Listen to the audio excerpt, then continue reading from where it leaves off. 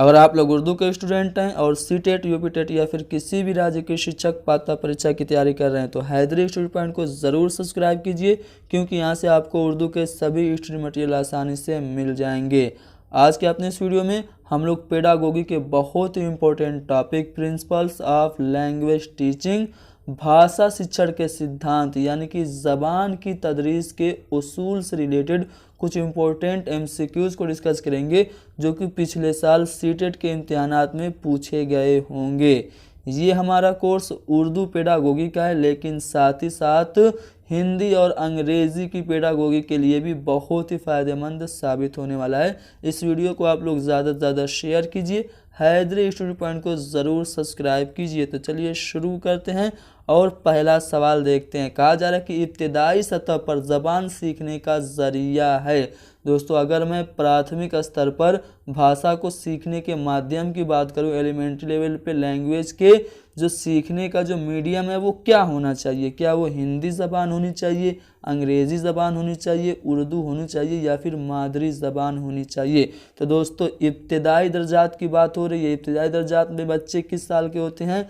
लगभग 5 या 6 साल के होते हैं। 5 या 6 साल की उम्र में वो स्कूल में एडमिशन लेते हैं, इसीलिए बाल्यावस्था को स्कूल एलिमेंट्री एज कहा जाता है।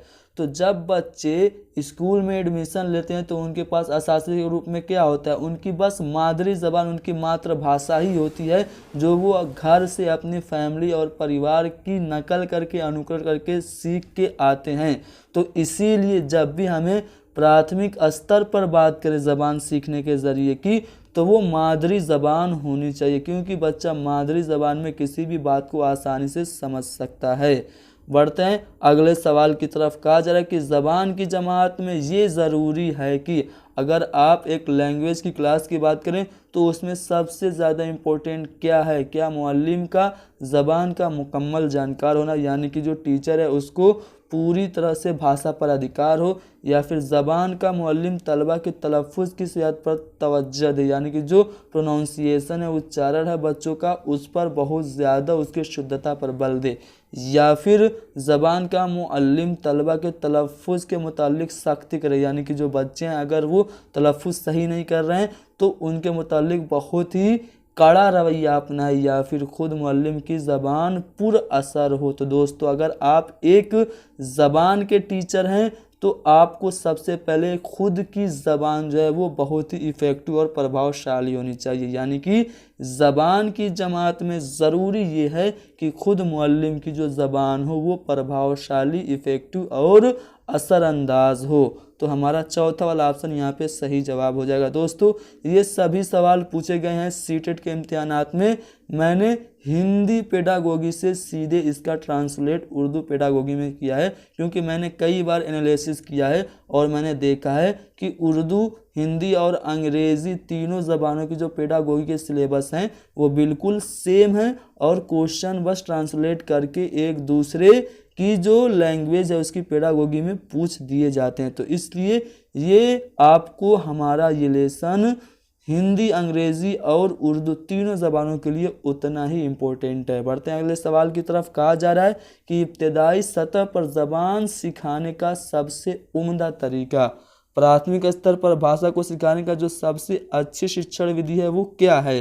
क्या बच्चों के साथ नज़म पढ़ना, यानी कि उनके साथ गीत गाना, या फिर बच्चों को कहानी यानी कि स्टोरी सुनाना, या फिर बच्चों को दरसी किताब के मुतालिक वीडियो दिखाना, यानी कि बच्चों को जो कोई भी टॉपिक है या फिर जो कुछ भी आपका पाठ्य वस्तु है उससे रिलेटेड आप बच्चों को वीडियोज़ दिखाएँ, या फिर बच्चों को ज़बान सिखाने, ज़बान के इस्तेमाल के मौके फराहम कराना।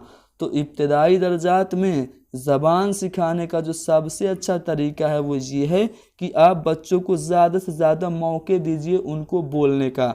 जब वो आप उनको ज़्यादा से ज़्यादा मौके फराहम करेंगे ज़बान के इस्तेमाल करने का, तो उनका जो भाषाई कौशल है, यानी कि जो उनकी ज़बान की महारत है वो नशो नुमा करेगी, विकास करेगी। तो चौथा वाला ऑप्शन हमारा यहाँ पे सही जवाब हो जाएगा। अगला सवाल ये कि इब्तदाई सतह पर ज़बान की तदरीस का मकसद ये है कि प्राथमिक स्तर की बात हो रही है, यानी कि ये जो क्वेश्चन है वो प्राइमरी लेवल में पूछे गए हैं, ये बात भी ध्यान रखिएगा। तो प्राथमिक स्तर पर ज़बान की अगर तदरीस की बात करें, भाषा शिक्षण की बात करें, तो उसका उद्देश्य क्या है? क्या बच्चे ज़बान का इस्तेमाल जल्दी सीख जाएं, ये है, या फिर भाषा शिक्षण का उद्देश्य प्राथमिक स्तर पर यह है कि बच्चे इम्तिहान में हमेशा अच्छे नंबर हासिल करें, या फिर बच्चे मुख्तलिफ हालात में ज़बान का पूरा सर इस्तेमाल करें, या फिर ज़बान के कवायद को जान सकें।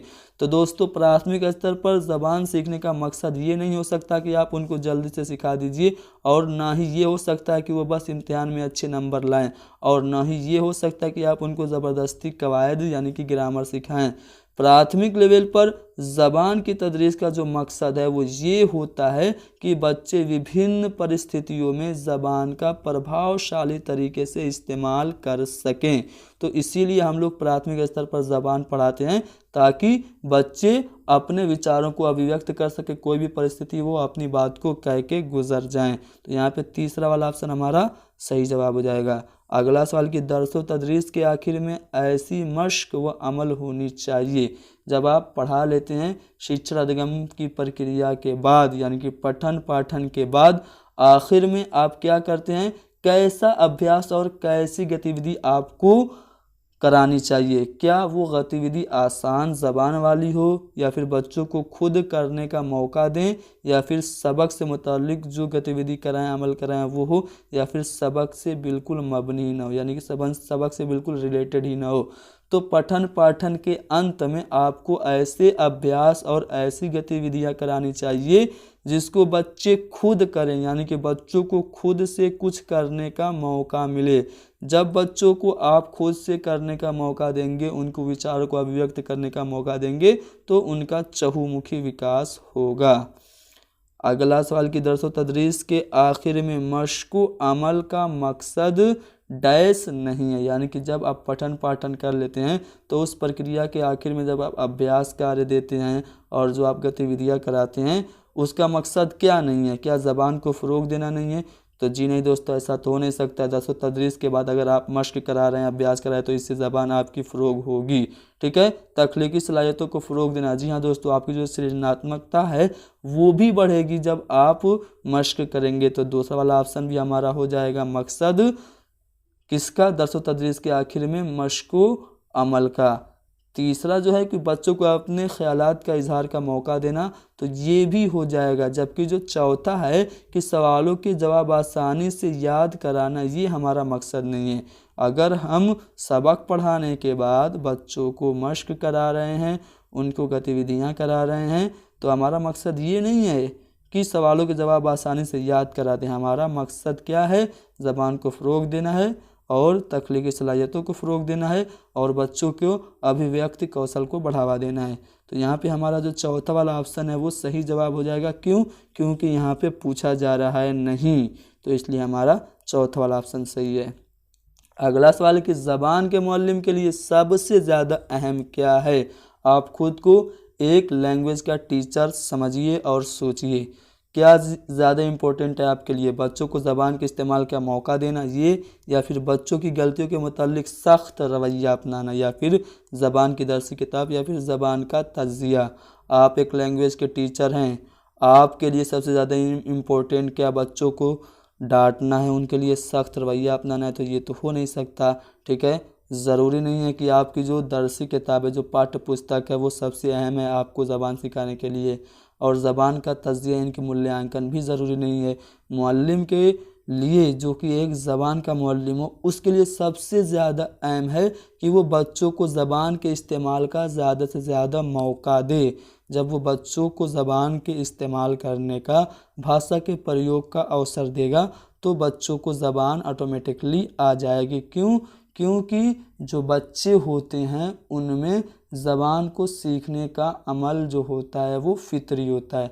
ये कथन है, चौमस्की का कथन है कि बच्चों में भाषा सीखने की शक्ति जन्मजात होती है।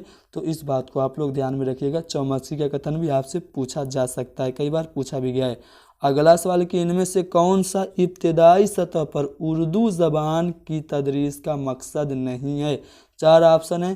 प्राथमिक लेवल पर उर्दू ज़बान पढ़ाने का मकसद इनमें से कौन नहीं है? पहला है मफ़हूम अंदाज़ा लगा कर पढ़ना, यानी कि जो मीनिंग है उसको आप अनुमानित करके पढ़िए, या फिर तस्वीर को अपने इजहार ज़ात का ज़रिया बनाना, यानी कि जो चित्र हैं उनको स्वयं की अभिव्यक्ति का माध्यम बनाना, या फिर बच्चों को ज़बान और स्कूल की ज़बान में बाहमी ताल्लुक़ कायम करना, यानी कि जो बच्चों की ज़बान है, घर की ज़बान यानी कि मातृभाषा उसमें, और जो स्कूल की भाषा है उसमें बाहमी ताल्लुक़ करना, ये मकसद नहीं है। या फिर प्राथमिक लेवल पर इब्तदाई सतह पर उर्दू ज़बान की तदरीस का मकसद ये नहीं है कि सुनी हुई जो नज़म है बच्चे उसको ज्यों का त्यों दोहराएं।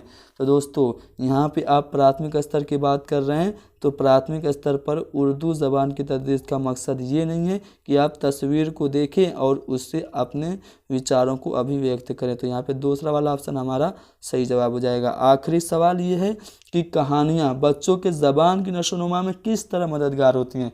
सब कोई जानता है छोटे बच्चों को कहानियाँ सुनाना चाहिए। जब हम छोटे बच्चों को कहानियाँ सुनाते हैं तो वो एक्टिव हो जाते हैं, ध्यान देते हैं, तवज्जो से सुनते हैं, उनको मज़ा आता है। तो ये जो कहानियाँ हैं बच्चों के विकास में किस तरह से सहायक होती हैं, क्या ये कवायद सिखाती हैं? जी नहीं दोस्तों, कहानी से आप ग्रामर तो सीख नहीं सकते हैं। क्या ये बच्चों के फुर्सत के लम्हात का सही इस्तेमाल करती हैं? आप कहेंगे हाँ सही इस्तेमाल करती हैं, लेकिन सीटेट है भाई, ध्यान दीजिए, बाकी ऑप्शन भी पढ़िए। तीसरा ऑप्शन है कि यह दरसी किताब का अहम हिस्सा है। तो जी नहीं दोस्तों, इसको भी काट दीजिए। पहले गलत ऑप्शन को छाटिए और उसके बाद आपको सही ऑप्शन सीधे मिल जाएगा। तो मैंने 2 को छाट दिया, अब बचा 50-50।